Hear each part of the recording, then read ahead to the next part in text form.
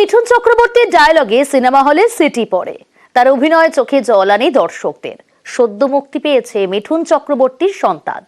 কি বার্তা দিল তার এই ছবি? দেখুন এক্সক্লুসিভ আড্ডায় মিঠুন চক্রবর্তীকে। যে ছেলের কাছে দুদণ্ড সময় নেই মা বাবার জন্য,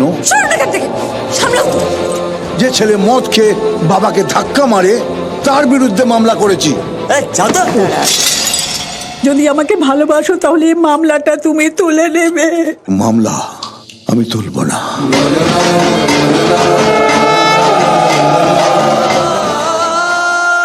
ছেলে আমার মস্ত মানুষ, মস্ত অফিসার, মস্ত ফ্ল্যাটে যায় না দেখা এপার ওপার। ছেলে আমার প্রতি অগাধ সম্ভ্রম, আমার ঠিকানা তাই বৃদ্ধাশ্রম। নচিকেতার এই গানটি যেন কোথাও মনে করিয়ে দিল মিঠুন চক্রবর্তীর ছবি সন্তান।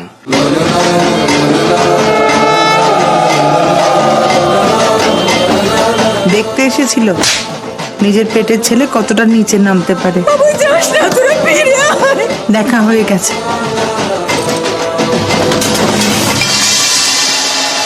ছবির মুখ মিঠুন চক্রবর্তী, আর এই মুহূর্তে আমার মুখোমুখি মিঠুন চক্রবর্তী।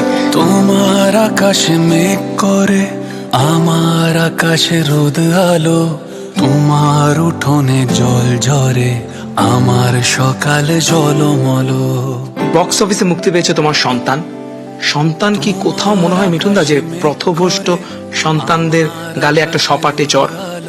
সত্যি কথা বলতে কি, সপাটে চর নিশ্চয়ই তাদের জন্য যারা, আমি ডাইরেক্টলি বলছি, তারা ভিলেন। প্রিমিয়ারে দেখলাম যে বাবা মারা যারা বেরিয়ে আসছেন তাদের চোখেও জল, আবার সন্তানদের চোখেও জল। কোথাও যেন আমার মনে হলো যে একে অপরকে মনে মনে সরি বলছে।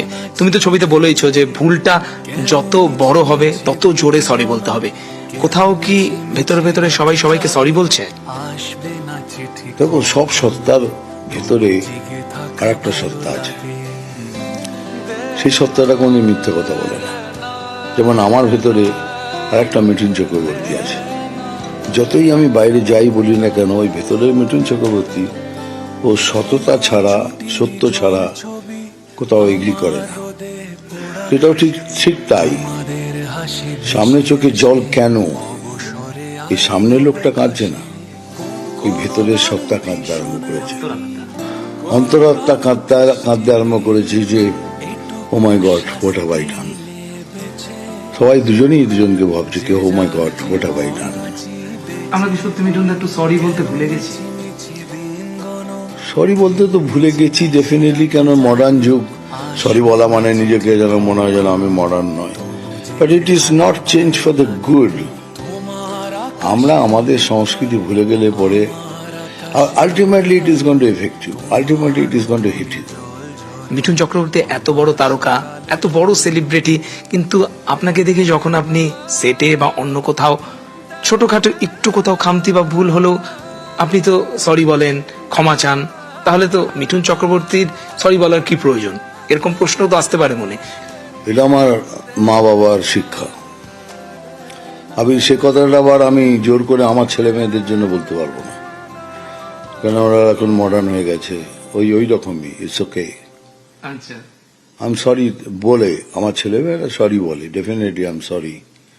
কিন্তু এটা হলো কি, এটা কি আমার মা বাবার শিক্ষা, কাউকে কোনোদিন আঘাত করে কথা বলবে না, ছোট করে কথা বলবে না, কাউকে ছোট দেখবে না, তুমি নিজে মাথা নিচু না, তুমি মাথা নিচু করে চলো। এটা আমার মায়ের শিক্ষা, বাবার শিক্ষা, যার ফলে এটা এখনো রয়ে গেছে আমাদের। তুমি একজন বাবা, সেক্ষেত্রে কি মনে হয় যে ছেলে মেয়েদের বেড়ে ওঠা বা তাদের বড় করা, এক্ষেত্রে প্যারেন্টিং বা বাবা মার কন্ট্রিবিউশন বা অবদান কতটা? এমন হয় না যে বাবা মা ছেলে মেয়েকে প্রশ্রয় দিয়ে বা এতটাই স্নেহ ভালোবাসা দেয় যে তারা বকে যায়, এবং সেটাই যেন বৃদ্ধ বয়সে কোথাও ফিরে আসে বা রিটার্ন। এটা ফ্যাক্ট, কেউ বোঝে না সেই সময় ভাবে কি না আমরা যা করছি ঠিক করছি। এই কি করছো, কি করছো, মানে কি হলো, বলে তুমি মাথাটা জানলার মাথা দিয়ে এতটুকু বার করলে কেন? বলে কেন, কি হয়েছে? বলে দেখছো না ঠান্ডা পড়েছে, হাওয়া আসছে, এইটুকু মাথাটা বেরিয়েছে আর কি। ওই যার ফলে কি হয়, ওইটুকু মাথা তখন যখন বড় হয়ে বেরোয় তখন বাবা মা বুঝতে পারে কোথায় ভুল করে ফেলেছি।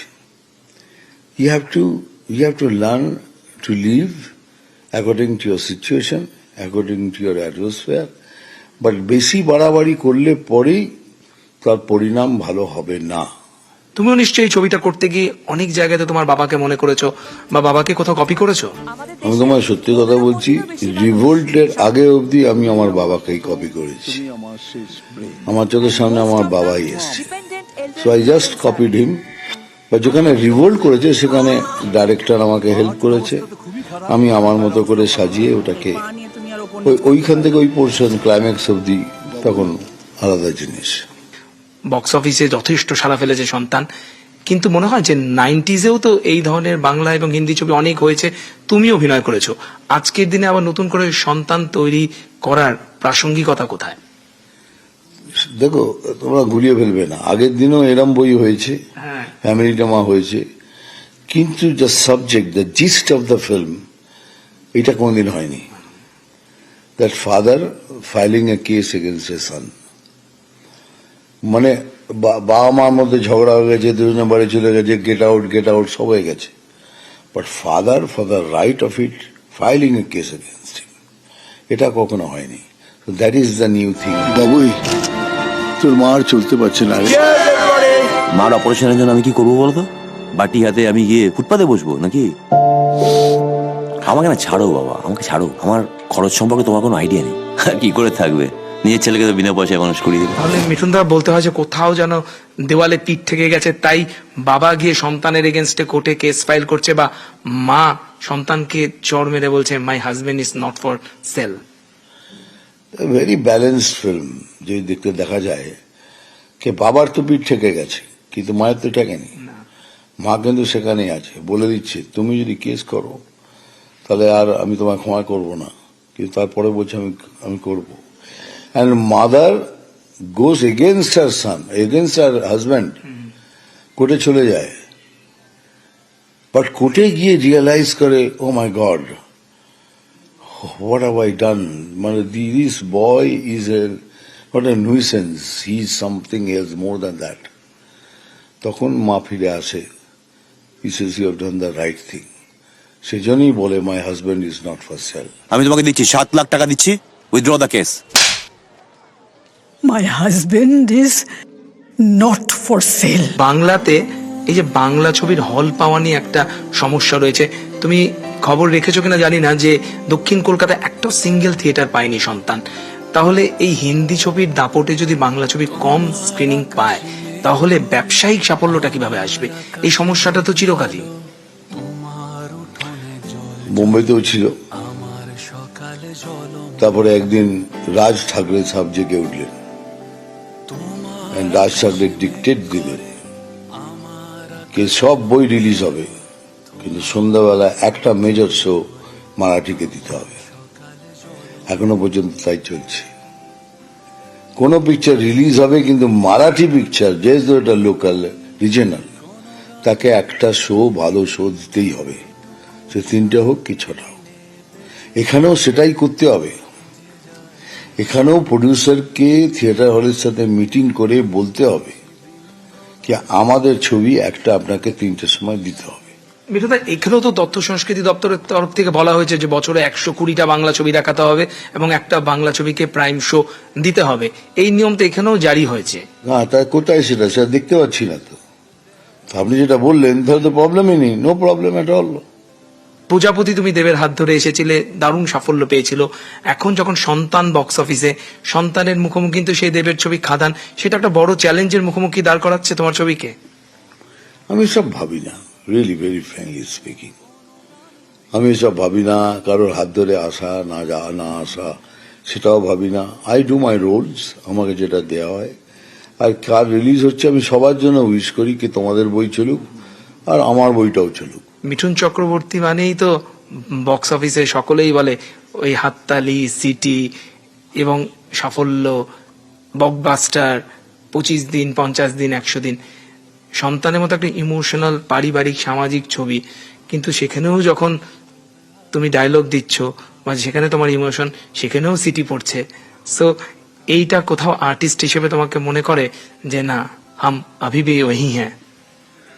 बिल्कुल हम वही हैं। और दूसरी बात যেটা বলার, কেন সিটি পড়ে, কি সিটি যখন পড়ে, যখন তোমার আত্মার সেই জায়গার ইনার সেল থেকে এটা হওয়া উচিত, এই ডায়লগটা বলা উচিত, মার বেটাকে, নইলে এই যে ফিলটা যখন তোমার কর্ডের সাথে আমার কর্ড মিলে যায়, নইলে সেই সিটি বেজে ওঠে আর ক্লাব বেজে ওঠে।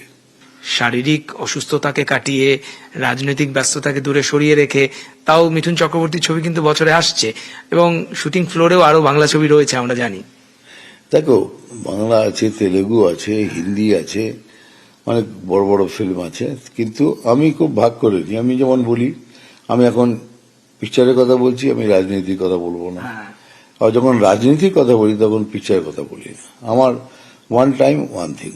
তো যে যাই করি না কেন আমি সব ভাগ করে নিই। এই যেমন এখন আমি রাজনৈতিক কাজ করছি, আবার সাথে সাথে দেখো তুমি নেক্সট মান্থে আবার আসবো, আবার সেই জিনিস চলবে, আবার সেটাকে যেই শেষ হয়ে গেল আবার ফিল্মের দিকে চলে যাব। এইভাবেই আমি নিজেকে ভালো করে গুছিয়ে তারপরে মাঠে নামি। দাদা সাহেব ফালকে পুরস্কার কি একটু হলেও মিঠুন চক্রবর্তী জীবনে কোনো পরিবর্তন এনেছে?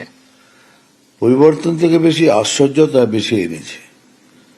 যে বারবার ওই বলি, সবাইকে বলছি, তোমাকেও বলছি, ওই কাট ব্যাক করে একদম বিগিনিং এ চলে যাই, একদম ওইখানে ডিলে 20 মতো সেট গার্ডে লেন, ছোট গলি, রবারের বল খেলছি, তারপরে ওই পণ্ডিতের ওখানে চা খাওয়া, সেই গৌরাঙ্গ ডাকটা কানে শোনো। হ্যাঁ গৌরাঙ্গ, তারপরে রাজনৈতিক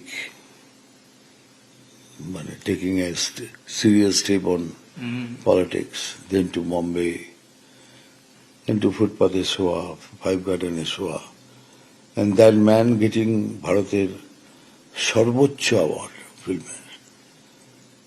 আনবিলিভেবল, আশ্চর্যটা কিরম যেন একটা কাজ করে বলতে পারি না।